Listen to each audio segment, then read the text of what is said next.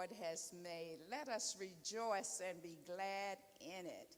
It is good to be about the business of God and serving the community and sharing information that will equip, empower, and educate anyone as they walk around during these times that we live in. We live in some perilous days, and God has provided us with some assistance here today in how to navigate through this season of this world's life.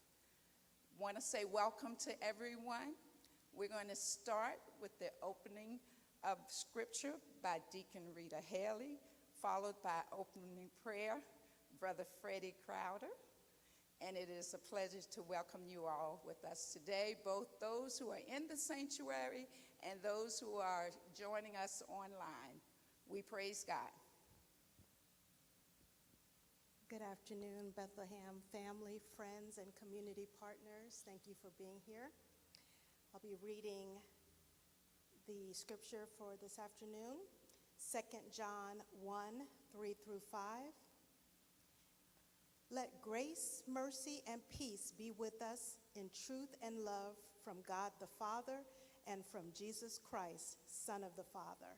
I can't tell you how happy I am to learn that many members of your congregation are diligent in living out the truth, exactly as commanded by the Father. But permit me a reminder, friends, and this is not a new commandment, but simply a repetition of our original and basic charter, that we love each other.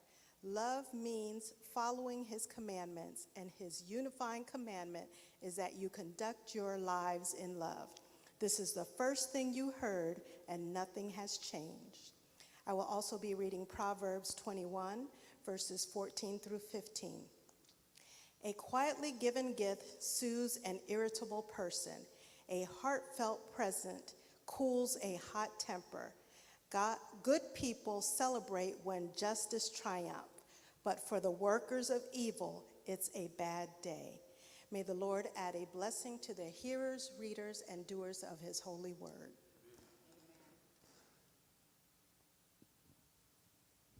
Amen. Let us pray. Eternal wise God, our Father, we thank you for this opportunity where we can gather as partners with Noble and Bethlehem Baptist Church. We come for a sole purpose of lifting up your name. But God, we come to forge this relationship through commitment and dedication to provide insight to your people. I'm asking now that the Holy Spirit will go to work in this service this morning. I pray now that as we commune one with the other, that something that will be said or done will give encouragement to the hearer. We pray for our youth of the community. We pray for each one who has a part in this event today, that it will go unhindered, God, with no confusion. We pray now that you would bless each part that has been presented today. You know why we're here in the community. You know why we're here, to give encouragement to our youth. We lift up our youth not only in Fairfax, not only in Alexandria, but in this nation. We ask your hand of mercy to be upon each one of them. For it is my prayer in Jesus' name. Amen. Amen. Thank you. Today we will have two facilitators coming before you. The first facilitator is Brother Gary Hart. Brother Gary Hart is a 32-year law enforcement professional. He began his career in 1989 with the Metropolitan Washington Airport Authority Police Department, where he rose through the ranks to Deputy Chief of Police before retiring in 2015. Upon retirement, Deputy Chief Hart pursued his lifelong love of fitness and joined the staff of the Northern Virginia Criminal Justice Training Academy. While there, he supervised the fitness program for the basic training school and served as a mentor and role model to staffed instructors as well as law enforcement recruit officers. During his tenure, Gary was awarded the inaugural David Weiss, formerly Academy Director, Award for Instructor Excellence. He retired for a second time in 2021. Gary is a life member of the National Organization of Black Law Enforcement Executives, known as NOBLE, and is a past president of the Northern Virginia chapter. But Gary is no stranger to Bethlehem because he served with us and last year when we had our youth empowerment and youth camp. Also, he shared with us during the Men's Health Mayo Clinic recently and demonstrated yoga and how it helped in keeping ourselves healthy. We do thank Noble for being here today, and we look forward to all the great information that they will be sharing. The second facilitator is our very own Sister Sierra Moody. She's graduating in December from the Old Dominion University. She's majoring in enterprise, and she has demonstrated those skills in the planning of this afternoon's activities. She's minoring in management, not a surprise. She came out with an awesome program, and we look forward to participating in it, and thank each of you. And without any further ado, Brother Hart.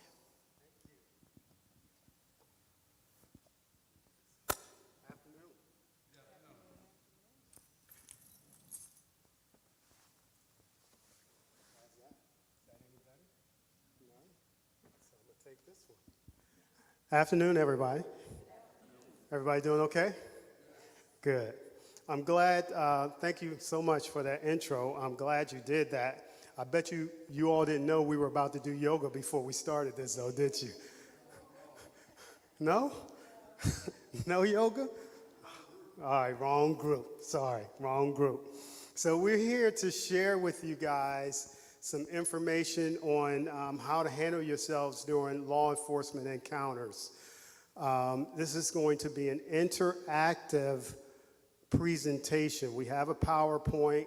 We're going to go through some slides, but this is going to be more of an interactive presentation. And one of the mandates for you all today is that whatever you learn, anything you get out of this presentation, you have to share it with someone. Okay, is that fair? Can you guys do that for us? Perfect. So we have some other presenters here as well, some other members of Noble, as well as the Fairfax County Police Department, and I'm going to give them an opportunity to introduce themselves as well. You knew it was coming. I thought you were going to do that. Don't mind my seat, please.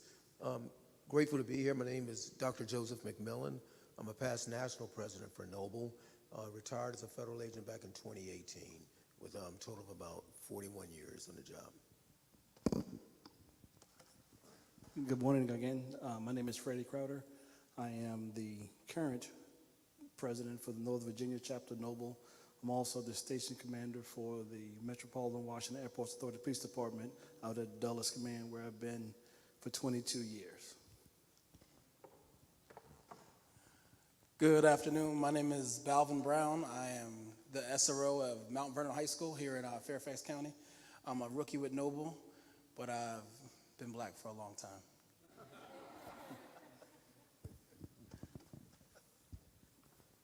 Appreciate you guys being here as well. So again, we're going to share some information, but right off the bat, you can see Freddie and I worked together for a long time at the Airport Authority. And as Dr. McMillan stated, he's federal law enforcement. He spent 40 plus years federal law enforcement. And then we also have a county officer with Fairfax County. All of that to say law enforcement is very diverse. It is a very diverse career opportunity, whether you want to be sworn or whether you want to be in a support role. There are so many opportunities in law enforcement. So if there's something you are considering, here are at least 4 people you can chat with about that. But we're going to go ahead and put our slides up. Just to, you can go to the next one, please. That's really small writing, but basically what it says is that this program with Noble was created with a grant from the Department of Justice. And so we're not speaking on behalf of the Department of Justice. They just provided the funds for us to be able to bring this program to you all. Next slide, please. This is kind of what we're going to be talking about today. How many in here believe that law enforcement we can do our jobs all by ourselves without any community engagement? You think that's possible? Not at all. I mean, it's very difficult as it is with community engagement. But imagine if we had no community engagement. Something happened in your community, the police came to the community to start asking questions, investigating, and nobody wanted to talk to us. That makes it that much more difficult. So we do these type of presentations to help you guys to understand how important community is. An agency that's involved in their community is a safer community. And so you'll see school resource officers being involved in the community. And so we don't want the very first time you interact with law enforcement to be when something happens. That conversation needs to take place long before that. You guys get to know the law enforcement, your law enforcement agency that works your community, and we get to know you all too. So this is a step along creating those relationships. Next slide, please. So you guys can look at that for a minute or so. This is kind of some of the things that we're going to go over today. We're going to go through your constitutional rights, many of which you may already be aware of. If not, we're going to share some of those with you. We're going to go through some scenarios, some traffic stops, talk to you about how to deal with unprofessional behavior and all of those things too. Next slide. All right, here's our big disclaimer here. I'm not going to read this, but basically what this is saying is the four of us are not attorneys. Brown, you're not an attorney, are you? We are not attorneys. We are not giving you legal advice. We're giving you not direct recitations of the law, but we're sharing with you the law and how it applies to you. Again, not being attorneys, don't leave here today. You're going to get a lot of knowledge, and we're going to try to share some knowledge with you, but we expect to learn from you all as well. But don't leave here after we impart some knowledge to you, and you drive down the road maybe a little faster than you should be driving, and you get pulled over by the police. And when they pull you over, you say, hey, look, I just came from this Noble event, and they told me that. How do you think that's going to work out if you do that? It is not going to work out in your favor if you do that. All right, so don't do that. Don't tell them. You may not remember my name, but you may don't tell them that, I don't remember his name, but there was some handsome guy in this presentation, and he shared. Okay, I'm kidding. But no, in all honesty, we are not. If something happens and you need a lawyer, you need to call a lawyer. Fair enough? Next slide. Who we are, what Noble is. Let Dr. McMillan, sweet, talk about Noble and our local chapter a little bit. Maybe you want to share some of what our local chapter does. Again, the National Organization of Black Law Enforcement Executives was formed in 1976, and it came together much for reasons that you're here today. Things were occurring in communities across this country, and African-American leaders from across the country got together and said, we have a specific voice in the community, and we want to provide that voice to the community on things that they could relate to from our perspectives.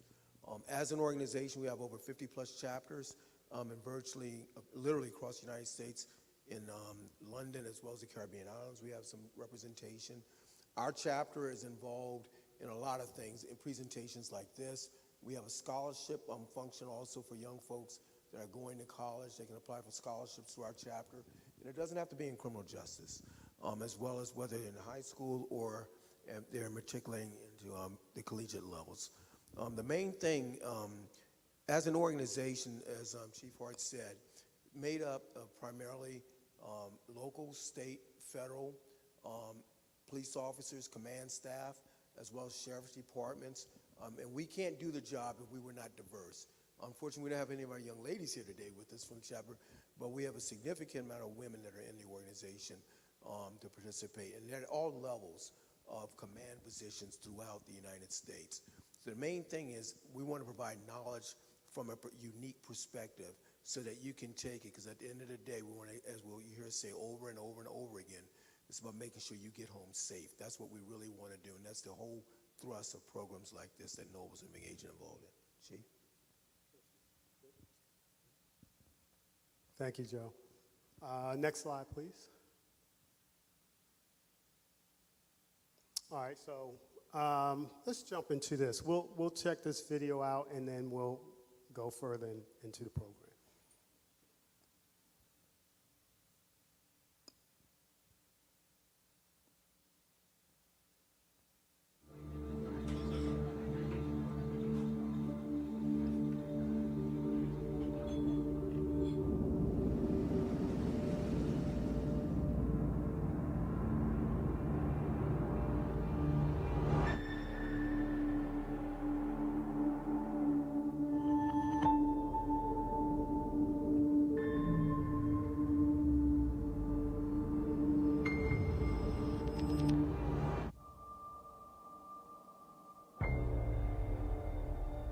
You know, I knew I was gonna get pulled over. What do you mean? I mean, I've been working all day. I'm just trying to get to the store, go home. But I'm a black man. I'm wearing a hoodie. And I knew I was screwed. I didn't know you were black when I stopped you. I was right across the intersection from you, and you rolled through the stop sign. Yeah, well, a lot of people do, but I feel like I'm the one who gets stopped all the time. I'm sorry you feel that way. I don't know why you may have been stopped before, but I can only tell you why I stopped you tonight. It's because you ran the stop sign, nothing else. Do you understand how scared I am when I get pulled over? Tell me why you're scared. Cops get nervous when they pull over a black guy. And I don't know how this is gonna end. I just don't want to get shot. Okay, I get it. Been a lot of things causing mistrust, but I never know what's gonna happen either when I make a traffic stop.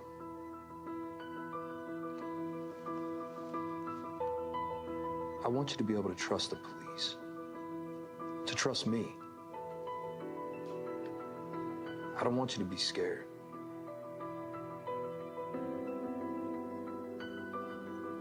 You're the first cop I've talked to that understands there's problems.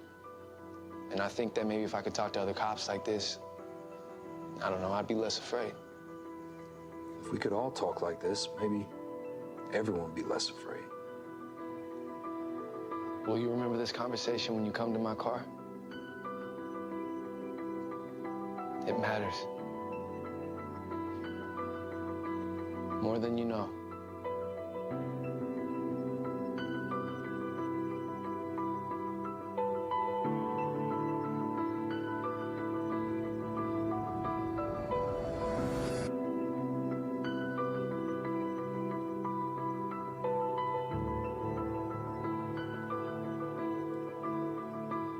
What's up, buddy? Good evening, sir. Good evening.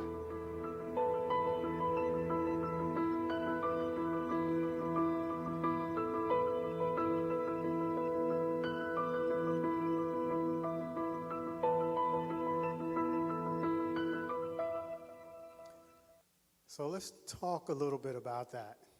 I just met Jarrell, is it? Did I get that right, Jarrell? And Caleb. Neither of them are driving just yet. Sierra, are you driving yet? Sierra is driving.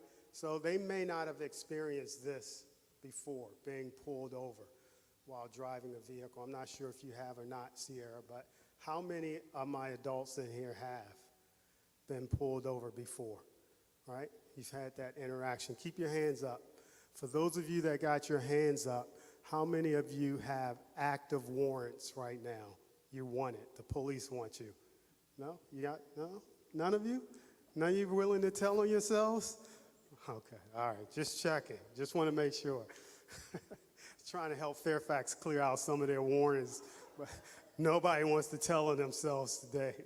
But for those that have had those interactions, and Caleb and Jarrell, you might have had interactions with law enforcement in some other manner, but for those that have had those interactions with law enforcement, what are some of the emotions that you experience? Talk to our young people about this. Or what are some of the emotions, even though you guys have and may not have, what are some of the emotions you think you may experience if you have that type of interaction? You get pulled over by the police or the police approach you for something. What are some of the emotions? Yes.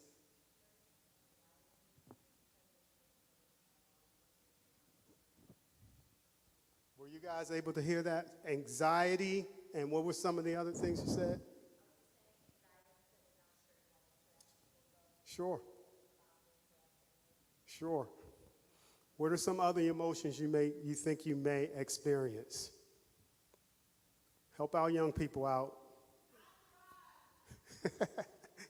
Someone in the booth back there cried. Well, when I got pulled over, there was fear. There was the possibility of being locked up, and anger. It was a range of emotions. Sure. Because where I was in the South, so it was not a good experience for Yeah. me. Oh, yeah. Oh, yeah. Yes, ma'am.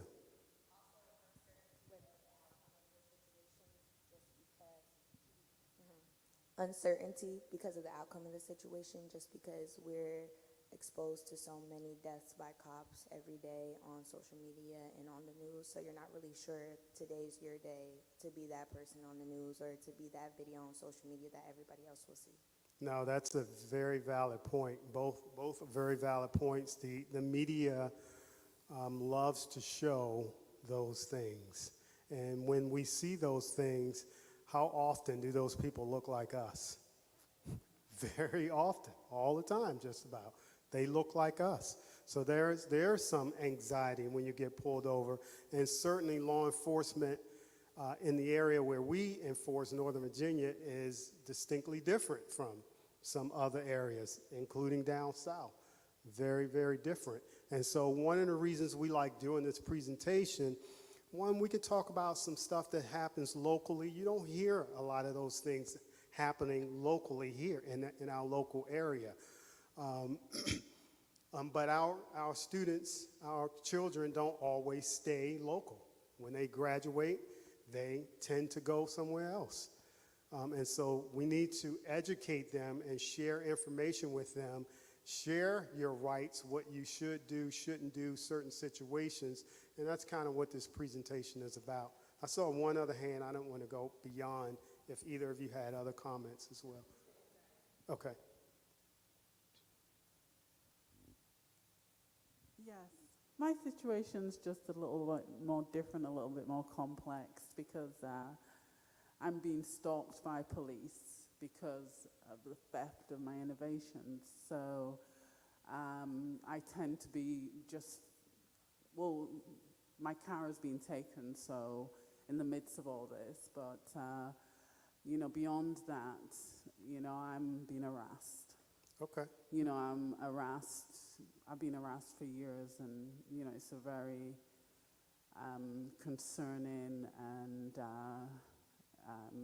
bad situation. Okay. Yeah. We could chat about that offline a little bit. Okay. Okay. So why do we talk about these emotions?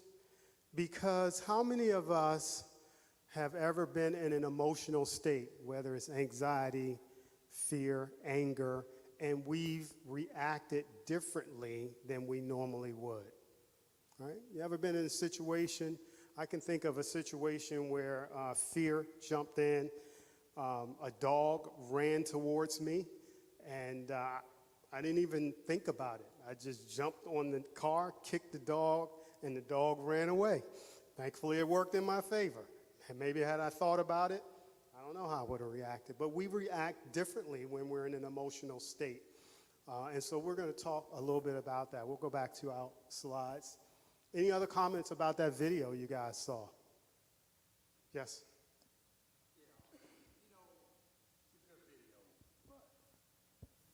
You never have a conversation like that with a white police officer if you're a black man. That never takes place. And I understand it's it's just, acting to show us what could take place. But it's always, almost all the time, a bad environment. Just because you're black and you stop by a white officer, it's always a bad environment. It feels like the hairs on the back of your neck gonna stand up. And I've been in several, so I know what I'm talking about. And I don't like it at all. So I know I'm probably getting off course with this, but it's emotional and dramatic and painful at the same time. You know what I'm saying? Absolutely. Absolutely. Your experiences are your experiences. You certainly can't take away from that. Some people, black, white, indifferent, whatever their races are, may have some biases. Absolutely. I know the agencies in this area have spent a lot of time, energy, and effort on training about those biases and implicit biases. We all have implicit biases, and how to identify those implicit biases and how to not allow those biases to impact the way that you police. So again, I can't speak for agencies outside of this area, but I know in Northern Virginia, this was a few years back, and I'm sure it continues. Officer Brown can confirm that or not, if you're still doing that, fair and impartial training, diversity training for different agencies. But all of that to say, and we'll get to this later in the presentation, if you have an unpleasant, unprofessional interaction with law enforcement, no matter what their race is there a proper way of dealing with that? Absolutely. Do you want to deal with that on the street? And you can share how you may have dealt with that, but dealing with that on the street in that moment and meeting their force, whatever that force may be, meeting their force with equal amounts of force is typically not going to work out well. All right, so I think Dr. McMillan said it. The key to any law enforcement encounter, or the goal in any law enforcement encounter, is for, at the end of that encounter, the citizen gets to go home safely, as well as the officer. And so we're going to share some information, some things that you can do. Again, understanding your rights a little bit more, I think, is a good start in doing that. But again, the goal of this is sharing this information. So at the end of any law enforcement encounter, you guys get to go home to your family, and that officer that's out there doing the job gets to go home to his family. And if there is a bad seed, if you run into a bad officer, we want to deal with that. Law enforcement, and me being in a former management position, I want to know that. I want to hear about that. Hold that thought. I'll come back to you in a minute. Okay. I want to get through most of this. So racial profiling, what emotions? We talked about emotions. We talked a little bit, touched on a little bit about being pulled over because of what you look like, what you're driving, maybe in the neighborhood that you're in. Racial profiling, there's no space in law enforcement for that. Again, so if you feel like you're being picked on or unprofessionally dealt with, we'll talk about how you can deal with that. But let me get the next slide. The overarching theme here, and I'll touch on this, in police and citizen interactions, who do you think is responsible for keeping the situation from escalating? Yes, ma'am. Who do you think is responsible?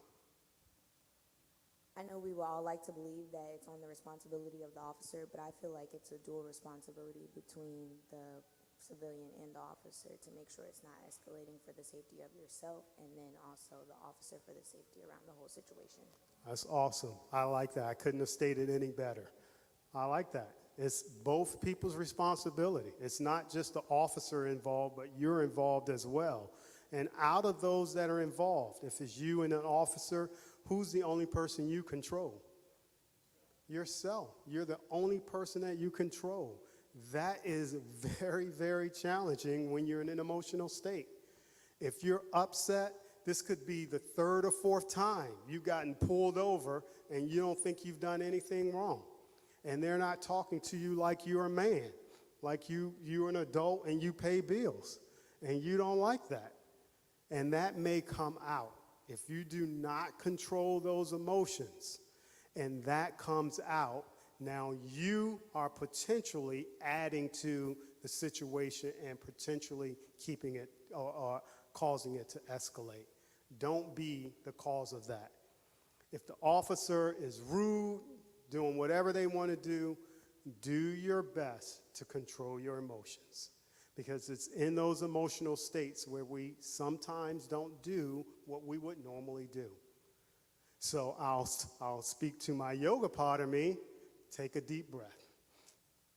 Calm yourself. You could be angry, frustrated, and all of that, but try to calm yourself before you speak, right? I won't ask anybody to raise their hands, but anybody ever get pulled over?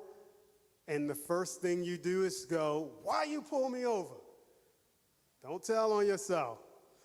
Why you pull me over?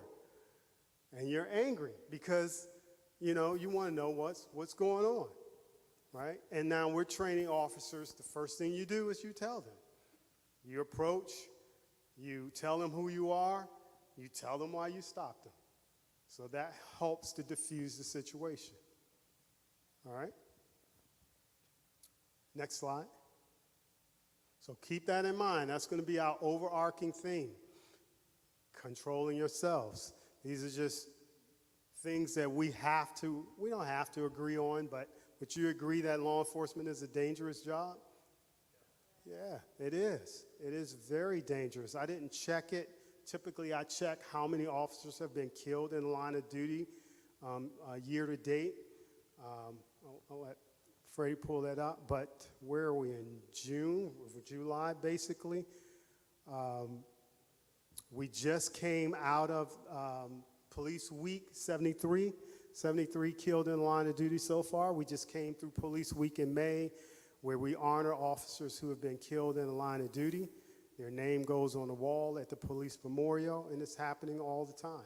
It is a dangerous profession that we've chosen to do, to try to help keep our community safe. So there are certain things that we have to do. Command and control is one of those things. We have to be in control of situations all the time, right? Officer Brown, if we're not in control of situations, can things go bad? Absolutely. If we're in control of situations, can things go bad? Absolutely. So if we know they can go bad if we're not in control, or if we are in control and we allow them to get out of control, that's not good. We have to have things in control. And so when we get on the scene, if there are more of you to deal with than us, we may start trying to control the scene with our voice, directing people places to where we want them to go. We may try to control them by your movement, have you sitting down or whatever the case may be, hands out of pockets. It's not that we're trying to be rude, but we are trying to get the situation under control so it reduces potentially the chances of injury for us or anybody involved. All right, next slide. So we're going to start to get into some of our rights. We're going to talk about these type of encounters, and 99% of law enforcement interactions are probably going to fall into one of these three: consensual encounters, investigatory detention, or probable cause stop. We'll talk a little bit about consent and whether you're able to withdraw it once you give it. Let's go to the next slide. Our Fourth Amendment rights. Anybody know about their Fourth Amendment rights and what they protect against? Right? Search and seizure. Fourth Amendment protects you against unreasonable searches and seizure. Basically, a warrantless search is unreasonable unless there are some extenuating circumstances. So if there is no warrant present, can you be searched? It depends, all right? But one way you can be is if you give consent. If you give consent. So if an officer asks, can I search you? And you say yes, you've given consent. Right? Once you've given consent, can you take it back? Yes, no, or maybe so. I don't know. That's a good answer. So let's talk a little bit about that. Sierra, I'm going to use you if you don't mind. You have a cell phone? Is it yours? Okay, it's her cell phone. She owns it. May I use it? May I see it? May I hold it? Sure. Did she just give me consent to hold her cell phone? She did. What if I start playing with this cell phone and miraculously I find her password and I start scrolling through here? Sierra, what are you going to say? Did you hear? Say that again. Can I have my phone back? She said, can I have my phone back? What do I have to do? It's her phone. That's how consent works. It's her phone. I have to give it back. So use that with a search. Use that with a search. If I'm asking her, can I search you? And she says yes. And all of a sudden, the light goes on. First of all, should she say yes? Adults in the room, should she say yes? Absolutely not. We'll talk a little bit about that, but absolutely not. But if she says yes, and she's like, I don't think I should have done that. No, you can't search me anymore. What do I have to do? I have to stop. If I haven't found anything, any contraband or any reason to continue that search, some probable cause, I have to stop. That's how consent works. You can give it, you can take it away. The bigger question to me is, should you give it?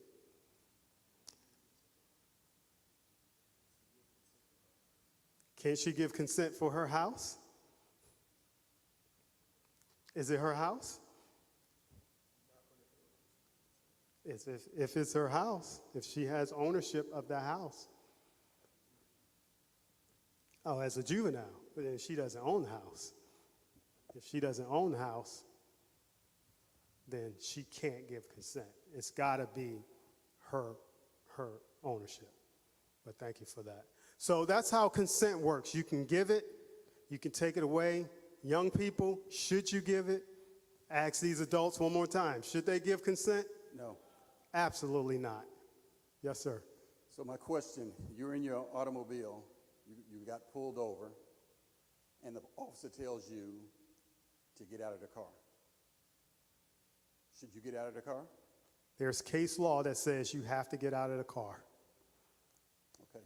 Yep, they can ask you, they can compel you to get out of the car. Okay. So do not argue that point, because if you don't, what's going to happen? It's going to escalate. It's going to escalate. Okay? So that's your Fourth Amendment right, searches and seizures. Seizure meaning I'm not letting you go anywhere. All right? Next slide. Fifth Amendment. Everybody knows this one, right? Yeah. What's the Fifth Amendment? Your right to remain silent. Right to remain silent. I hear a faint voice coming from somewhere. Speak, Lord, we hear you. That's not the Lord. No, it isn't. You have the right to remain silent. So even though you are stopped, maybe you are legally detained, and we'll talk about what that looks like. You stop, do you have to talk to the police? Yes, no, or maybe so. What do you think? You don't. There we go. You have the right to remain silent. You do not have to talk. There's some information, depending on the circumstances, you may have to provide your identity, not necessarily your identification, but your identity.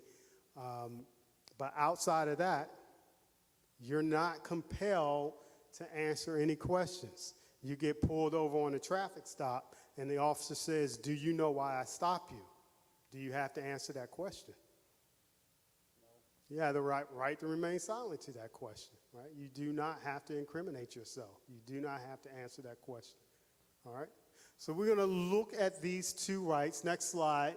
We're going to look at these two rights as they apply to scenarios. So we're going to roll through a few scenarios, and then we're going to see how your rights apply to those scenarios. All right? Cool. So I need some volunteers. Who is going to volunteer? Who is going to volunteer? Jarrell's going to leave me hanging up here. I know he's not going to leave me hanging up here. And Caleb snuck out on me. He was going to be one of my volunteers as well. So I think that may leave Sierra to volunteer. Are you in, Sierra? Cool, sweet. And when Caleb comes back, he's going to volunteer as well. Amen. Come on up, Sierra. Officer Brown, come on. So here's what we're going to do.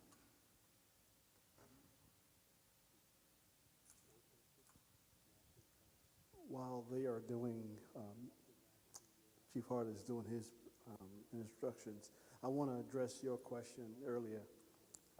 One of the reasons why I'm a part of Noble, because Noble deals with the injustice that's being served throughout the community. And so anytime there is activity that impacts the black community, Noble's at the forefront of that. One thing about Noble, the National Organization of Black Law Enforcement Executives, is designed to mentor, put young officers in an executive position to be able to impact change. If we, as the black community, going to impact change, we have to have a seat at the table. And that's one thing that Noble is all about. And so we're here to educate the community and also to enhance our policing abilities so we can impact laws and make sure that everyone is treated fairly. So Sierra's on the campus. She just finished her classes. She's going back to her dorm room. She encounters Officer Brown, and they have a conversation. All right? How are you? Nice cross. So what's your tag? 1913. That means. There you go. 19. It's a Medusa tattoo. Yes. It got anything to do with your sorority? Oh, no, not at all. I like it. I'm a member of Omega Psi Phi, so I like the camaraderie shit. Oh, that's nice. You made good decisions in college. Yes. So I like it. That's pretty much what a consensual stop is. She's not being detained. So let me hold Oh, just sorry. there. Thank you for that, though. All right, well, you guys, so what he was starting to tell was we kind of go into this, but what do you guys think about this interaction? Is it okay for this officer to have this interaction with her? Yes, sir. I think it's okay to have that interaction, but for me, I'm suspicious from Jump Street. Okay. Why are you having this conversation? Okay. You know, So for my young people, Officer Brown, school resource officer, how often does this happen in your school on a daily basis? Every day, 30 times a day. All right. And is there a question back here? On, No, it wasn't even a question. It's just, it has happened. I went to Mount Vernon. I used to just stop by, say hi all the time. It's not like, wasn't a big thing, at least Okay. there. okay. Ms. Grady? That is true because my son, when he was at Mount Vernon High School, befriended the resource officer. And then when he graduated and he was being randomly stopped all the time, he would contact the resource office to ask him to run his stuff to see whether or not there was a reason for people to be stopping him. So when the resource officers are in the schools and get to get to know the young people on a regular basis, it does create the opportunity for that kind of relationship to exist. Yeah, I could not have stated it better. And that's one of the things I'm sure Officer Brown can talk to is, trying to get to know the students in a non-confrontational way before anything ever happens. So if something happens, if someone's accused of something, like, no, that's not Caleb. Not the Caleb I know. I talked to that guy 3 or 4 times this year. He's been accused of what? No, I don't believe that. Let me get to the bottom of that. You're getting to know your community. Not only does it happen in the schools, but law enforcement departments, a lot of agencies have crime prevention units or resource units. I can't think of the term that I'm trying to think of, but they get out into the community to get to know the community. They go talk to business owners. They talk to homeowners. Thank you, Sierra. You have your seat. Thank you so much. Give her a hand, please. But we have these type of conversations, consensual conversations all the time. All the time. You have a comment? Okay. All the time we have these consensual conversations trying to get to know our community, interact with our community. So if something happens, it's not the first time we've come to the community. You've seen us. You may see officers walking around the community at a pickup basketball game, talking to them, whatever the case may be. All right? So it's nothing wrong with the officer having this conversation. Does she have to talk to the officer, though? No. This is a consensual encounter, as Officer Brown started to say. But what if she didn't want to talk to him, and she sees him coming, and he goes, "Hey, how you doing?" And she goes, "Don't talk to me. What's wrong with you?" Good, bad, or indifferent? It's not good. It's not illegal. But does that happen 20 to 30 times a day? So I'll have that conversation with her, but then another student won't want any part of that interaction. And 100% of the interactions are genuine, because these are our kids, right? So you speak to them because you care about them. Either you see something they're slipping, but it's a consensual encounter, and it can go 2 different ways, many different ways. Sometimes it's good, sometimes it's bad. Yeah. So the point I'm making there is be respectful, young people. You don't have to talk to them, but in these cases like that, they're not your enemy. We're just trying to get to know the community, get to know the young people that we're serving, there to serve. They're not your enemy. Be respectful. If you want respect, you give respect. So don't put your hand up and tell them, "I ain't talking to you, go somewhere," and all of that kind of rudeness. Be respectful. Fair enough? All right. Let's do, any other comments? Cool. Let's do another scenario, a little different this time. Caleb is back. You gonna help me out, Caleb? Awesome. Caleb said he wasn't gonna leave me hanging.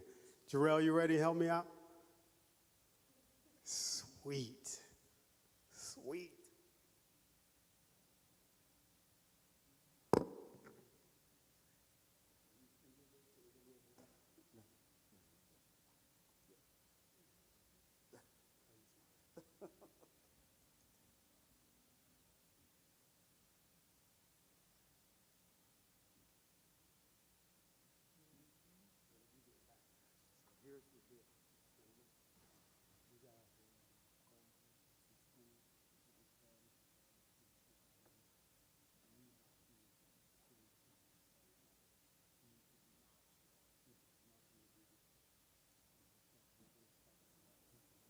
Any questions so far on what we have covered so far?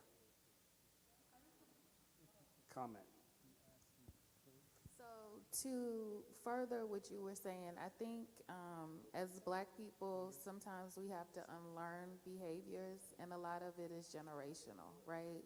So stories that our parents, our grandparents have told us I think we sometimes take that trauma on, and that makes us defensive, you know, where normally we would be open. There's so much negativity with the Black Lives Matter thing and movement and all that going on that I think sometimes people forget that officers are human and there are good moral officers with ethical conducts. And, you know, for instance, when it says, you know, you get out of the car and you have to tell them to get out of the car and they have to get out, you know, that's for their safety too, right? You know, because someone could have a weapon, you know, so I think, you know, we have to know that there is good officers out there beyond, you know, the negativity that comes along with it also. Yeah, I can appreciate both comments simply because we all have a role and responsibility in ensuring we both go home. And to your point, and I appreciate that, it's a learned behavior, right?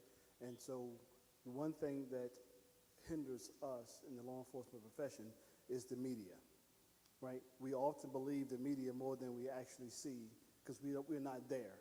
And so the one thing that we ask is that we do not pass judgment on something that we see in a snapshot, right? We have to know the whole picture. But again, I appreciate your comments. Chief? Cool. So here's our scenario. A witness spoke to the police officer and said their cell phone was stolen from school. They identified the person that stole their cell phone as a black male, approximately 6 feet tall, wearing a black jacket with red writing, carrying a black backpack. That's who they identified. So the officer gets that call. He gets the call over the radio, and he encounters these gentlemen. And here we are. Hey, Jim, how you doing today? What's going on? Officer Brown, Fairfax County Police Department. How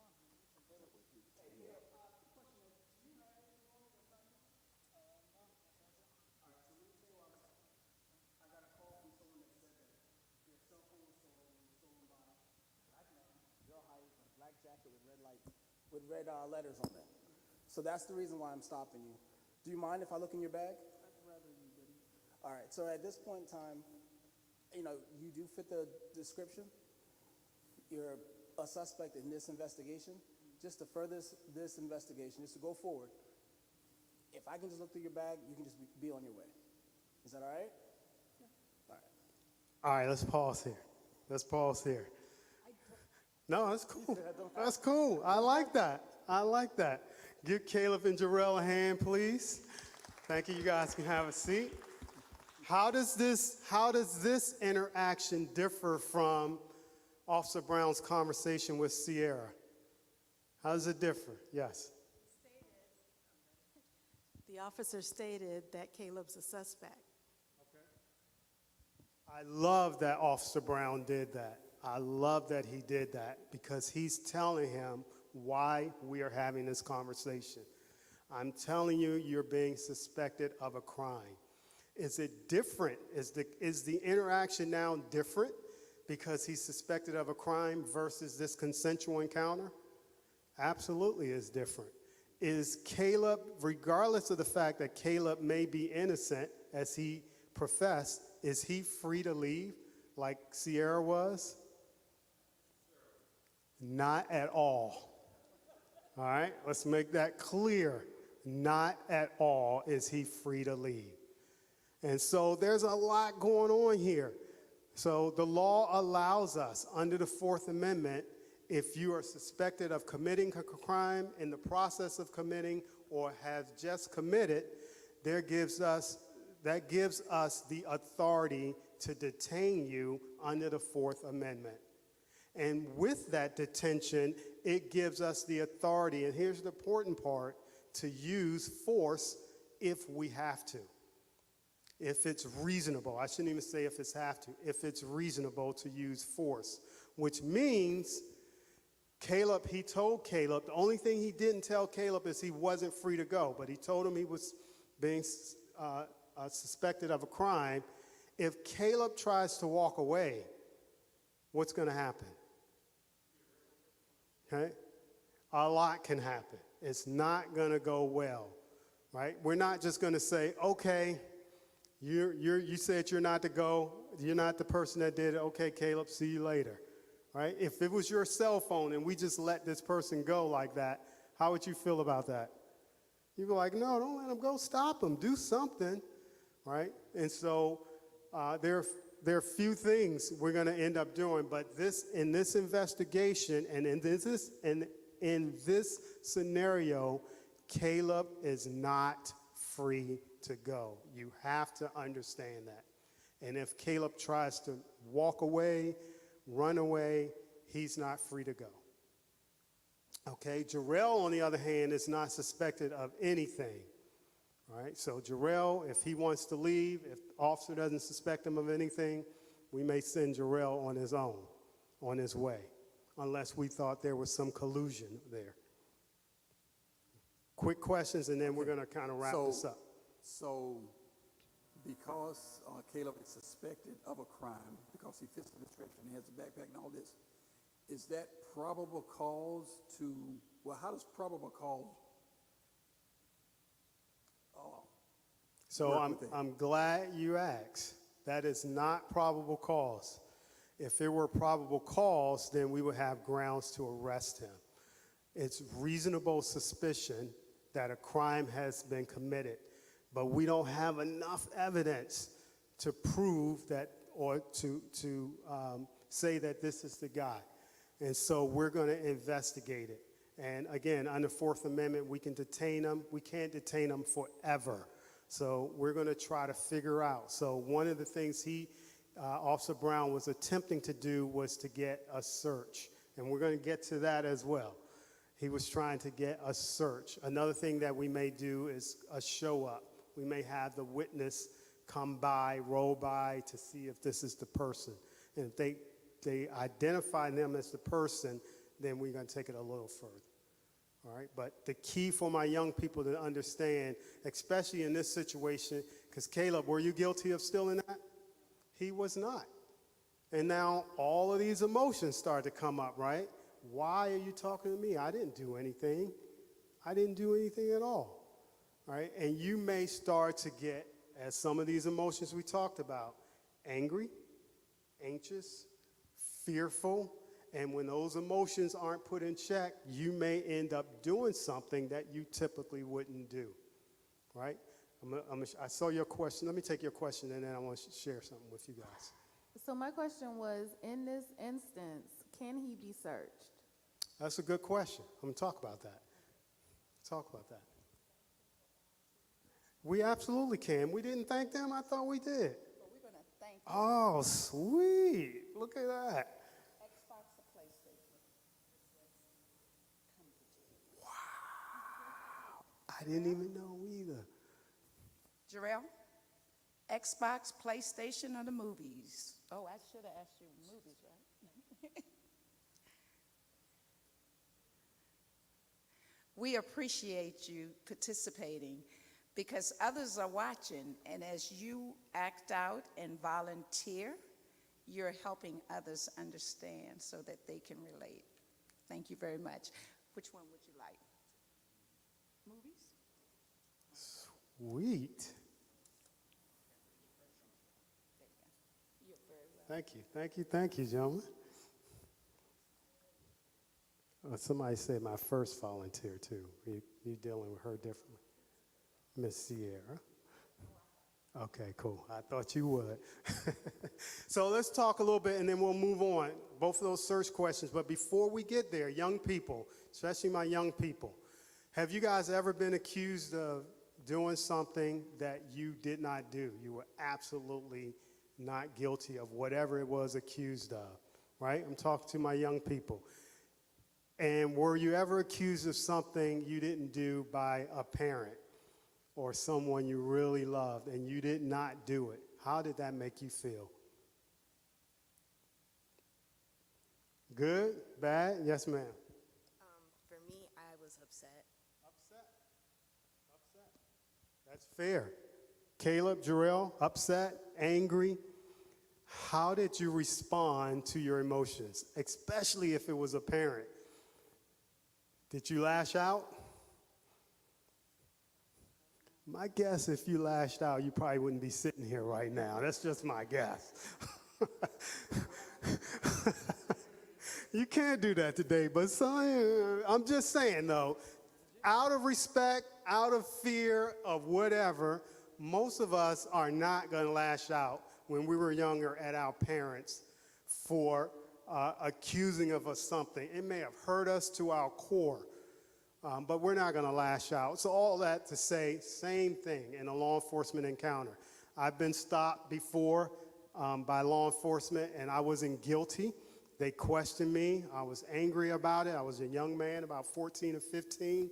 But I knew, especially where I was at the time, if I lashed out, it wasn't going to be good. So I did what I needed to do to control myself and to get through that situation so I could go home at the end of the day. Let's deal with this search question. So Caleb, we had this conversation, and I said, if he asks you to search, say no. And Caleb, what'd you say? You said something about I'm innocent. What'd you say? Share with them if you remember. I just said that since I was innocent, I didn't do it. I have no reason not to let them. Like, they're not going to find anything. Okay. Is that fair? That's fair. I didn't do anything. I got nothing to hide. Adults, should he let them search?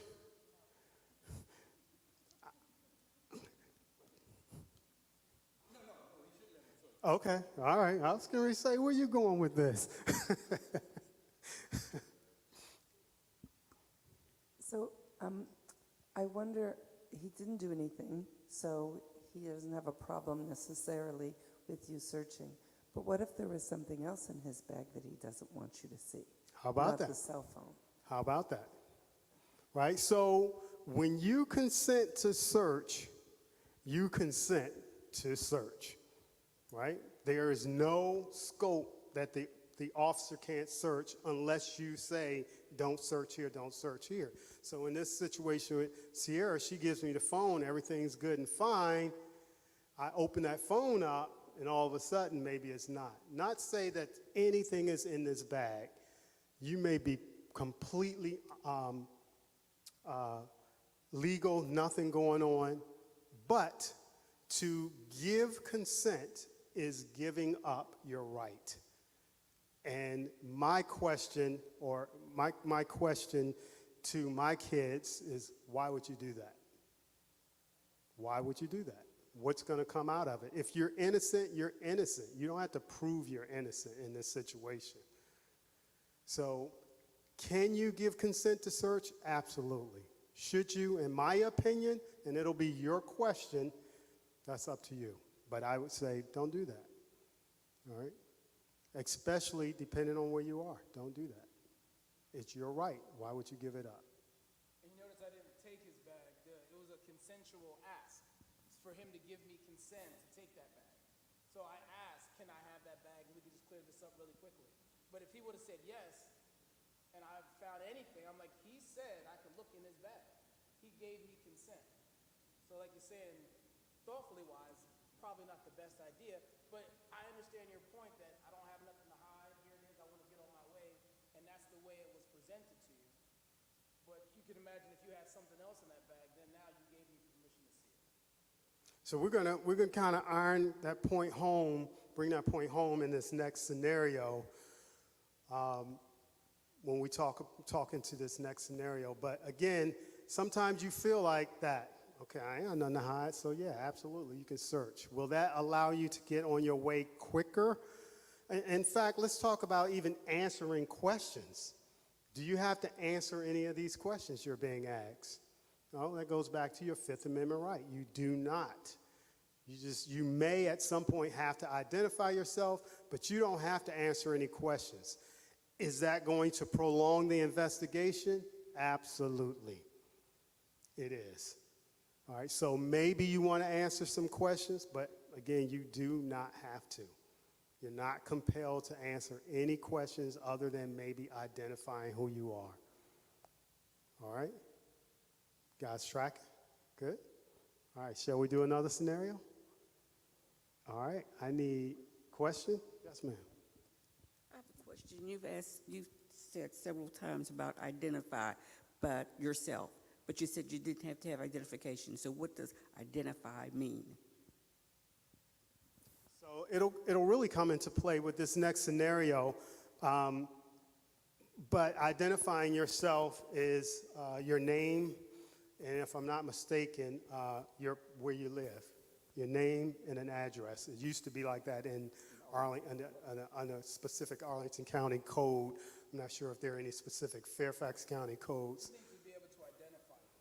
So in the event that you're missing, lost, there's warrants for your arrest, I need to be able to say that you are who you say you are. It's just my speakers connecting to my phone. Yes, ma'am. Okay, I have a question.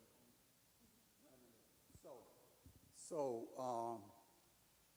when you identify yourself, you just verbally say, "My name is Mike McCormick." That's all I need to say.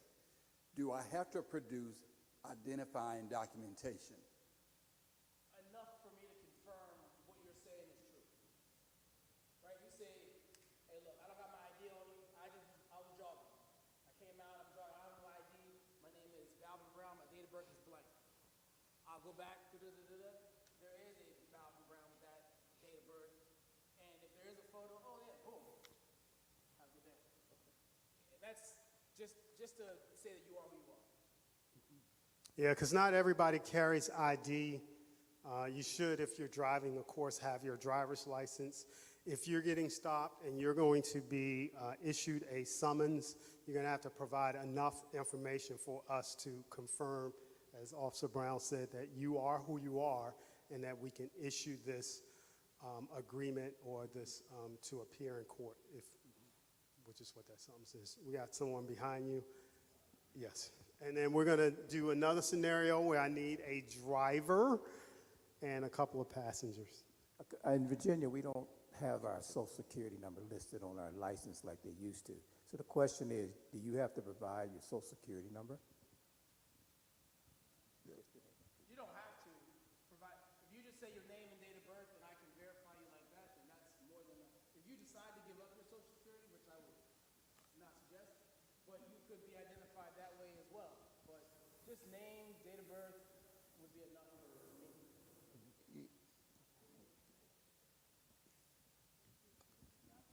So when when an officer runs a license plate, what core information shows up? Core information. So what comes up on the return? Yeah. So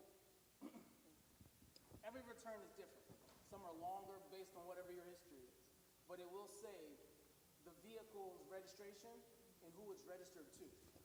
And then the person who it's registered to, their driving history for the most, not all of their history, you'd have to run a longer return. But just the basic, I run in that plate, is going to say this car was registered to this person. If it's a Virginia tag, registered to this person, and that person who owns the car is a good driver or a bad driver. But it'll say just that person. It won't say all the kids in the house. It won't say, oh, they've got a son who is reckless. It'll just be you, the owner of the vehicle. Now, when I come up to the vehicle and it's not you, you could have given it to somebody else. So there's nothing wrong with that. Your son could be driving the car. His name would never be on the return.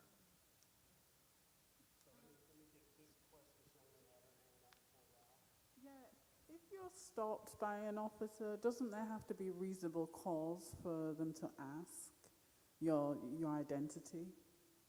Hold that thought. We're coming down your street. But he had reason to stop this person, to stop Caleb. And in this situation, he didn't have any cause. He just wanted to talk to her. Could he ask her identification? Absolutely. He could ask. Does she have to provide it? No. In this encounter, he's got to let him know at least his name and who he is. Hold your question. Let me get to this next scenario, and we'll come back to you after that. All right. So we're going to do a traffic stop. I need a driver. It doesn't have to be you, Sierra. We can use one of these adult drivers if you like, if you prefer. You have a driver's license? I do. I don't have it with me. Uh-oh, you're in trouble already. Wait a minute. Should she have answered that question? Probably not. Okay, but it's all good. All right, we're in the United States, so you're driving here. And then we're going to have some passengers as well. Give me 3 passengers. What's your name? Young lady, what's your name? My name is Charmaine. Charmaine? Okay, Charmaine. Who else going to be my passengers up here? All right.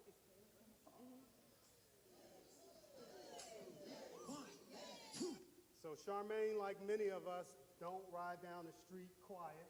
We like to play some music. Charmaine happens to be listening to Kurt Franklin.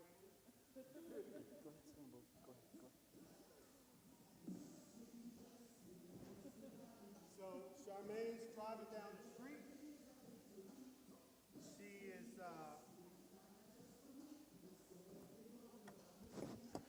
She's driving down the street. She didn't quite pay attention to the stop sign. She did one of those California stops, rode through the stop sign, and all of a sudden she hears whoop, whoop.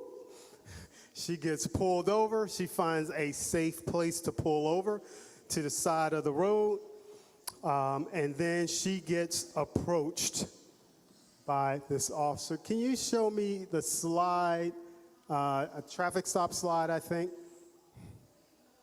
It's an officer pulling over. You can go to the next one.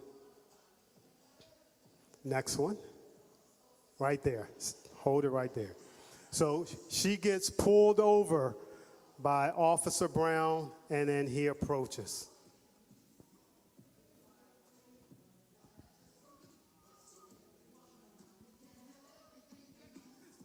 How you doing? My name is Officer Brown with the Fairfax County Police Department. The reason I pulled you over is because you disobeyed a stop sign. Any reason why you were driving or why you disobeyed the sign? So let's pause before she answers that. What do you notice? The music's loud, right? So what can you do to help make this a little safer for our officer? Turn the music down, right? Turn the music down. It's good you like listening to your loud music, but when the officer pulls up, a sign of respect, turn that music down. Let's have a calm conversation, or right off the bat, you're going to get yelled at because that's the only way he'll be able to communicate. All right, and more likely he's going to ask you to turn that music down. Okay? Yeah, if we're all yelling, that means everything is being escalated when Already. it doesn't have to be. Our goal is to de-escalate it and bring it down to where everyone's seated. It's hard to be angry while you're seated down, but if you got loud music, I'm yelling, you're yelling, blood pressure's boiling on both sides.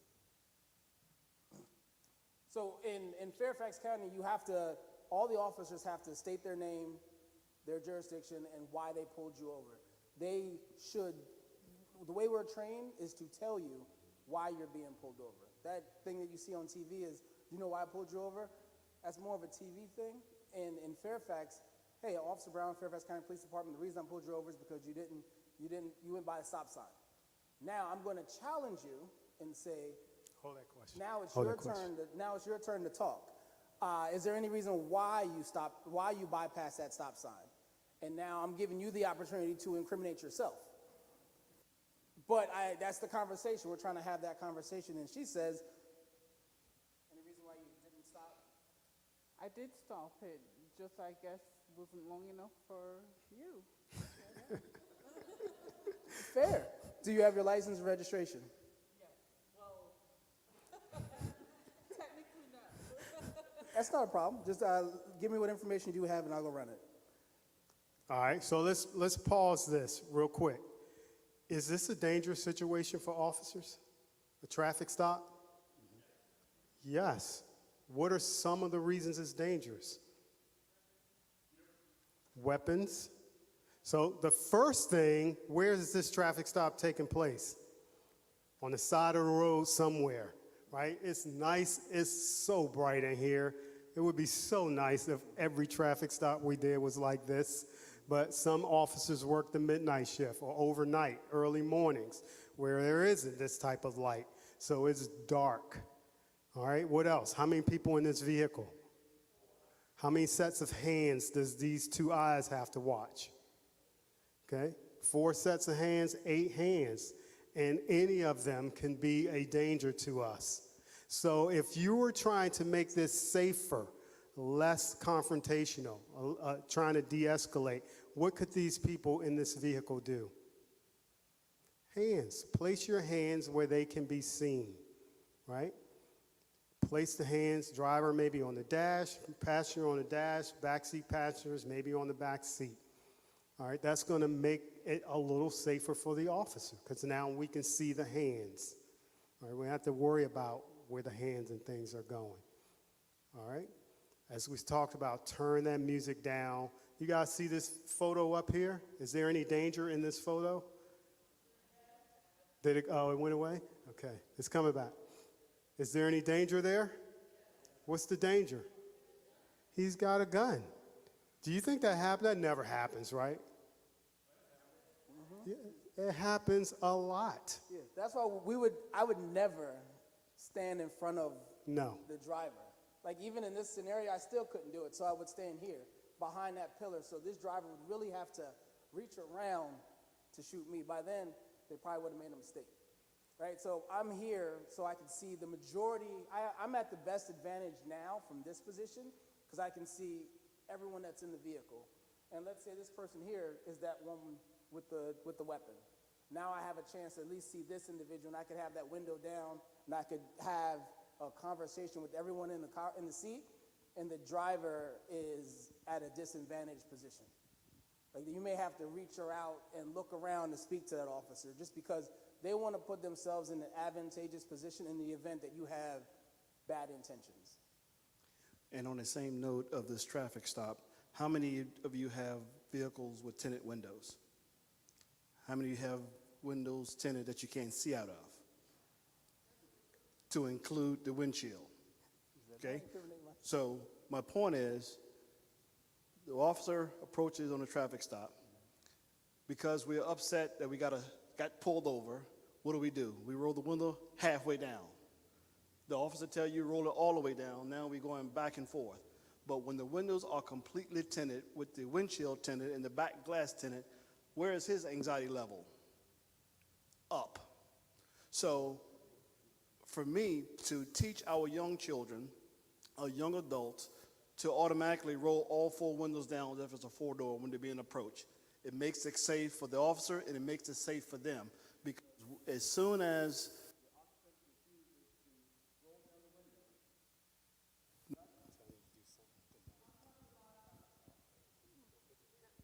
all right, sorry. So whenever the occupant refuses to comply with the officer's direction, that raises his level of suspicion. And now you have 3 and 4 other cops coming up for a situation that could have been mitigated just by being compliant. So teach your children, if your windows are tinted, roll all your windows down so we can see, especially if it's at night.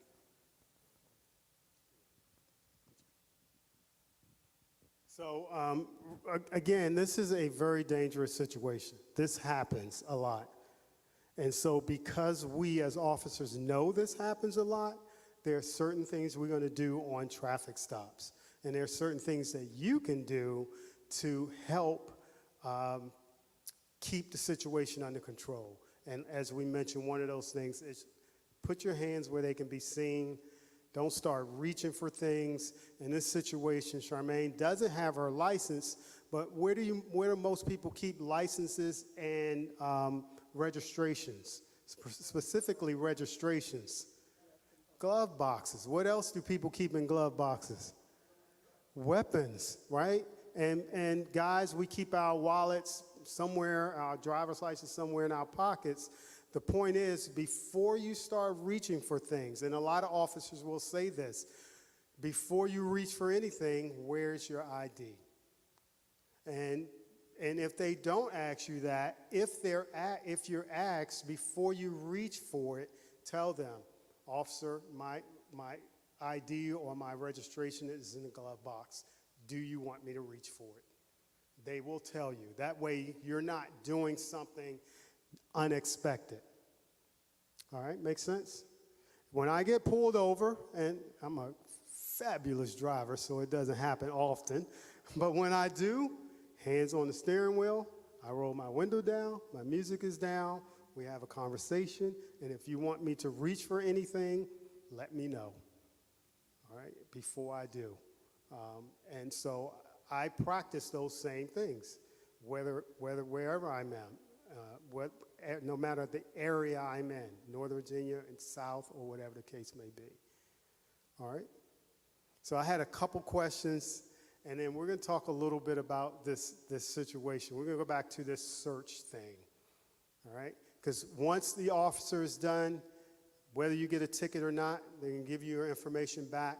At that point, you can go. But then what if right before you go, they say, and I've heard it phrased this way before too, Charmaine, you don't have anything in your car I need to be concerned about, do you?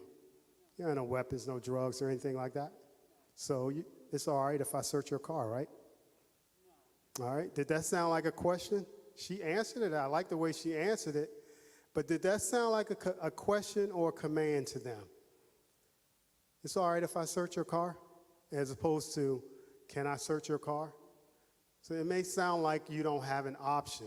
Do you have an option? Absolutely, you have an option. All right, and now we're back to that question, should I, can I, and should I? All right, you have the right to say no, should you, now is the question. So let me get a couple of those questions, and then we're going to come back to this and kind of wrap it up. All right, I had some hands here.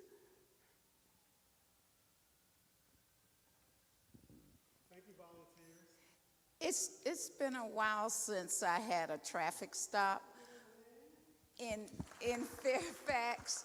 When did they, because that was the first thing that the police officer used to say when they stop you. Do you know why I stopped you? And I'd always say, no, I don't. Why did you stop me? But when did they change that's not what they say? I don't think it was ever necessarily changed. I know DCJS is the way that we're all trained in Virginia, right? So I think once officers get comfortable, they get into their style, and their style is get right to the point. Okay.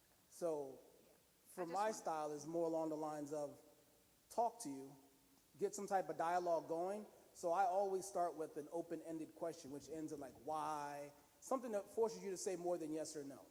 And then after that, I'll use the yes or no's to get to where I need to go. But in the beginning, I let you dictate the pace.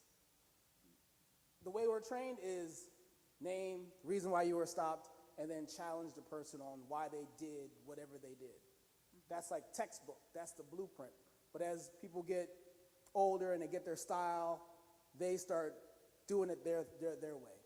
They may still follow a blueprint, but it's more along the lines of how they want to communicate. Okay, so if the officer stops you and do not tell you why they stop you, is the first thing you should ask them why they stopped you, right? I don't think there's anything wrong with you asking that question. Okay. And they should, before they make an action, they should tell you why you were stopped. An action shouldn't be made without a reason.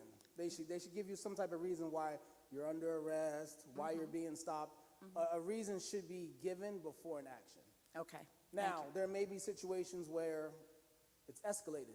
Things are moving quickly and they need to slow the situation down.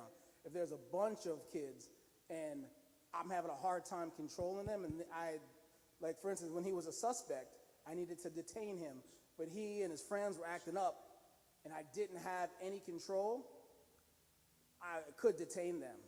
That's in handcuffs on a corner, just until I get some type of control. Now, you're not under arrest, you're being detained. You can be detained and not be arrested. You can be detained, I needed control over the situation, talk to you, oh, you didn't have it, look, this is the reason why you were detained, go have a good day. You know, but in that situation, it was heated. Things were moving quickly, you needed to slow it down. So that is a situation where an action could be done before a full explanation. It is a great practice for law enforcement officers to explain to you why they're encountering you. Because now it puts the ball in your court. And so if things go bad from there, God forbid, you have to use some level of force, I've already told you. I told you why I stopped you. If you decide to drive off at that point, you knew you were being legally detained. And that is, a traffic stop is probable cause. So we did a consent stop, investigatory detention, and now this is probable cause. We have probable cause to believe you violated that stop sign. You are not free to go, all right, until we release you. Same thing with Caleb. He stopped him. He told him why he was stopping him. If Caleb decides to take off and run, that's on Caleb. When it comes all back to his articulation, he's going to say, I approached him. I told him who I was. I told him why I was detaining him. He decided to run. I had to chase. Whatever. And it goes from there. So officers that use that put themselves in great position if things go south. Okay? Yes. I just wanted clarification on two of the things that were mentioned that you said when it came to a routine stop, how the blueprint is on everybody being coached and trained on identifying yourself, and then more seasoned officers getting into their own rhythm and how they want to do it. I'm just having a conflict with that, just because if the training is supposed to be a certain way, how are we, I don't feel like it should be okay that they get to, and tailor their style to how a routine traffic stop should be. So me as a civilian, what would be my steps to take after that if I'm disagreeing with how officers approaching me when I know the routine way it's supposed to be done? And then my second thing, was about being detained versus being arrested. Can you be detained and still be brought down to the station, and is that ethical? Yeah, so I'll speak to both of those if that's okay. Training is one thing, mandates are another. So there's, I know in the academy that I worked in, that's the way we train traffic stops. But if your individual agency, we're different from Fairfax. This academy is different from Fairfax, where 17 different agencies went through that academy. And so the academy can train them. Hey, here's the way we want you to do it. But if your agency doesn't mandate that this is the way you do it, then they could potentially adopt something else once they leave the academy. Is there like once it doesn't violate the law. I didn't where make we that can clear. find the mandates? So that's not a mandate. It's not you're trained. This is two different things, where training and mandate, it's not a mandate. Like they're not robotic and they tell you exactly what to say. They train you a way to say it so that you can have a good conversation. Once you get cut loose, you can speak. You're not forced to say it a certain way, but you were trained a certain way. And that training isn't nationwide. You can leave this area. The reason I say Northern Virginia is one academy, Fairfax is another, but there's this quad academy cooperation, Northern Virginia, Fairfax, Rappahannock, and there's one other.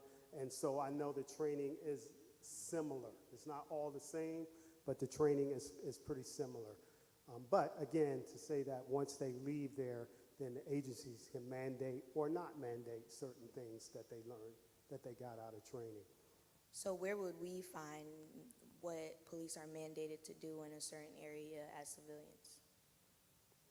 Some agencies have their general orders public, but I don't know if that's a common practice.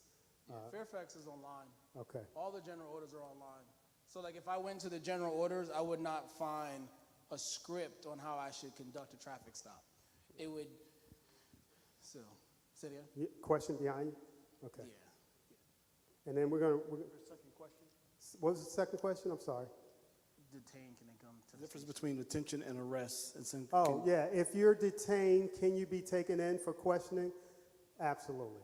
It depends on the severity of the crime. Typically, in this type of crime, a property crime, a cell phone, well, cell phones are felonies now because of the cost of cell phones. Are you going to be taken into custody for that? I don't know, probably not.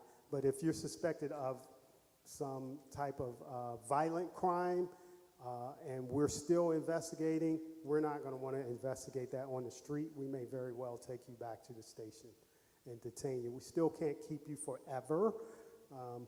It's got to be a reasonable amount of time for us to conduct that investigation. And so you may be taken into custody, taken in to the station, and still not be technically under arrest at that point. Because they would tell you. Hopefully they would tell you. And you can ask, Yeah, and you can ask. am I being detained? Am I under arrest?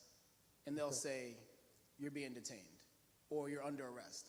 In both scenarios, if you ask, you should get an answer as far you shouldn't not have any clue on why you're in cuffs and head into the station. Right. Right? You shouldn't be in the dark. So let me get John in the back. I'm going to wrap a couple, because my time is getting short. I'm going to wrap a couple things up, and then we'll take additional questions if time allows. Okay, thank you. My question is, if you have a license to carry, in the scenario where you asked, is there anything in here that I need to be worried about? And I have a license to carry. I believe there was a situation a couple of years ago where a gentleman was up front that I have a gun in the car and I have a license for it, and he still lost his life in that exchange. So for folks who have a license to carry, when they get into that situation with an officer, how best can you communicate that I do have a gun, it is licensed? Yeah, go ahead, Joe. You need to straight up tell them that you have a firearm in the car, that you got a license to carry whenever you're pulled over. Or if you're even walking down the street, you want that officer, that agent to know that you do in fact have a license. Now don't take any movements towards the firearm or anything like that to show anything unless he's asking you for identification. But you have a responsibility to make it known to that officer, that agent, that you are in fact licensed to carry. And that's the challenge in an area like this, because a lot of people go between Maryland, DC, Virginia. Your license to carry in Virginia does not comport you to carry it in the District of Columbia. That's a whole different ball game. So there's no necessary reciprocity, if you would, through all the jurisdictions of the state laws of you to carry. Now the agent's officer's different story. But for a civilian, you need to make it known that you have that firearm on your possession at that time when he or she is pulling you over or engaging you on the streets. Okay. And that situation is why I became an officer, because of Philando Castile. Yeah. And that situation resonated with me to my core, where I decided to change my career to come do this. And it's all based on communication between two people. Like, there's no reason why we can't communicate and feel at peace if, hey, I have a firearm, I'm a licensed carrier. I want you to feel comfortable because you can see my hands. Now, if you tell me in a vehicle, 4 people, music's loud, that you have a weapon in the vehicle, I'm gonna ask, where is that weapon? And then you're gonna say, it's on my hip. Do me a favor, just keep your hands on the wheel. That way we can both feel as comfortable as possible. But it's a communication. It's me communicating with you, and then you also communicating back. So let me hold questions just for a minute. I see him here. I'll come back to you in a minute. I want to help my young people out with this situation and searches, and then we're going to talk about some unprofessionalism, how to deal with it. Again, in this situation, you get your summons, whatever, you get your license information back, and the officer says, can I search your car? Going back to what Caleb said earlier, I got nothing to hide. There's no reason why I can't allow you to search my car. I know I got nothing in here. That's great, Caleb, as the driver, but when you search this car, in essence, not only is he searching whatever you brought into the car, but now he's searching whatever these 3 people brought into the car as well. And young people, when you're of the age where you can have people riding with you, if you have people with you, unless you search them before they got in their car, and even if you did search them and you knew they had nothing on them, What are you opening yourself up to when you say, yes, you can search this vehicle, right? And for the parents in the room that share your car with your kids, do you search your car when they get back, when they bring that car back to you? Do you search your car? No, of course we don't. I didn't. I got in the car and I rode.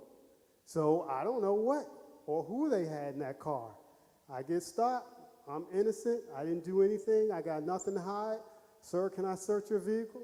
Absolutely. I don't care. I got nothing in here. No, I am not giving up that right. That is a right of yours. I know you may feel like I have nothing to hide. Well, if you have nothing to hide, why give that right up? I'm not giving that right up. That would be what, two things. Again, we say we're not attorneys, but I know a defense attorney will say, don't do that. One, and don't talk to them if you get stopped. Two, don't talk to them. Don't tell them anything. How many people search a rental car? You go rent a car, you're out of town. You look in that car. My question was, how many people, if you rent a car from Avis, Hertz, wherever, that you actually look in that car before you take possession of it? You don't know who had that car before you got in that car. It's a good practice. Couple more slides to unprofessional behavior. And so I know what's coming up. We talked about unprofessional behavior basically. And if you're on the street, you get pulled over, and for whatever reason, this officer is just going off, no reason, don't know why, but they're yelling, they're very unprofessional. Best way to deal with that is we say comply and complain later. Don't get into a pissing contest with them, an arguing contest. Comply, complain later. We all wear badges, name tags. If you get issued any documentation, a summons, that information is going to be there. All of our calls are always recorded, so you're able to get. So even if you say, I'd like to know your name, and they like, I'm not giving you anything. If you call, ask them, can you bring a supervisor to the scene? And they don't want to do that. You can get that information after the fact. So comply, do whatever you need to do. I'm not saying give your rights up. That is not what I mean by comply. They ask you to search, you can say no till the moon falls out of the sky. And they can continue to hold you and try to coerce you or whatever. But as long as you say no, you don't give consent, they don't have probable cause, that search somewhere along the line is going to be determined unreasonable. All right? So comply, complain later. And complain, file that complaint. There are so many different ways to do that now. I know Fairfax is one of the ways. You can correct me if I'm wrong. You can do it online. You can call in. And we want to know that. I can tell you, Major Crowder can tell you from his position, he want to know if there is a bad apple in the bunch, because we agencies put a lot of effort into creating a community and being involved in a community. So if we have one bad officer, two bad officers that are not living up to our mission statement, we want to know about that. We want to be able to deal with that. Maybe try to retrain them, maybe try to redirect them, or at the end of the day, terminate them. Because one or two can ruin it for all of us. For these good officers that are out here trying to do a good job every day, one or two bad officers can ruin that. All right, so keep that in mind. Comply, get out of the situation, go home, and complain later. All right? So with that said, I'm going to wrap this up. Thank you, guys. I'm gonna take some questions after I wrap it up, so the questions won't be on my time. But thank you guys for your effort, your energy, Jarrell, Caleb, Sierra, and others that volunteered. Thank you guys. I truly appreciated that. Gave you a mandate when we started. There are a lot of people that need to be in this room that are not. Maybe they're online, but your friends, your family, share some information with them. Because we are tired of seeing the Castillos. We're tired of seeing people that look like us being injured, being killed, when we feel maybe it could have been prevented. There are some things we can do on our end, and certainly there are some things the community can do on their end. With that, thank you guys for your information, or for your time and your energy. Ms. Sierra?